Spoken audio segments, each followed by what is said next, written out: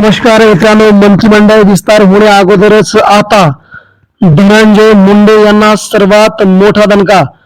केंद्रीय भाजप नेत्यांनी नरेंद्र मोदींसह अमित शहा यांनी धनंजय मुंडे यांना दिलाय सर्वात मोठा धक्का. बघूया काय महत्वाची बातमी. महाराष्ट्राच्या राजकारणामध्ये गेल्या 8 दिवसांपासून संतोष देशमुख हत्याकांड हे प्रकरण खूप मोठ्या प्रमाणात गाजत आहे. या प्रकरणावरून सध्या वाल्मिक कराड हे आणि राष्ट्रवादी काँग्रेस अजित पवारांचे चाटे यांच्या विरोधात खूप मोठ्या तक्रारी आल्या होत्या. त्यानंतर मात्र धनंजय मुंडेंच्या अडचणीत मोठी वाढ झाली आणि धनंजय मुंडे यांनी मंत्रिपदाची शपथ घेतली असली तरी सुद्धा त्यांच्याही अडचणीत मोठी वाढ झाली आहे.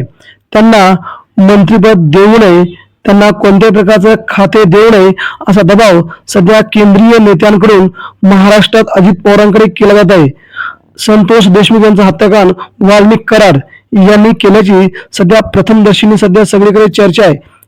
यानुसारच संतोष देशमुख या हत्याकांडाचा निकाल लागत नाही तोपर्यंत धनंजय मुंडेंना कोणत्याही प्रकारच्या पदावर बसवू नका असा सध्या मराठा समाजाने आग्रह धरलाय. त्यामुळे धनंजय मुंडे यांची मंत्रिपदावरून हकालपट्टी होणार हे आता जवळजवळ निश्चित झालंय.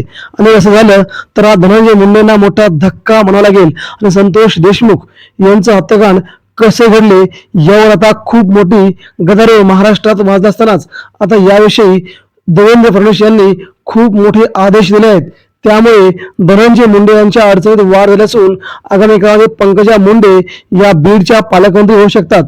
त्यामुळे मित्रांनो, आपल्यास काय वाटतंय राज्याच्या राजकारणातून इथे धनंजय मुंडे यांची मंत्रिपदावरून हकालपट्टी व्हावी का?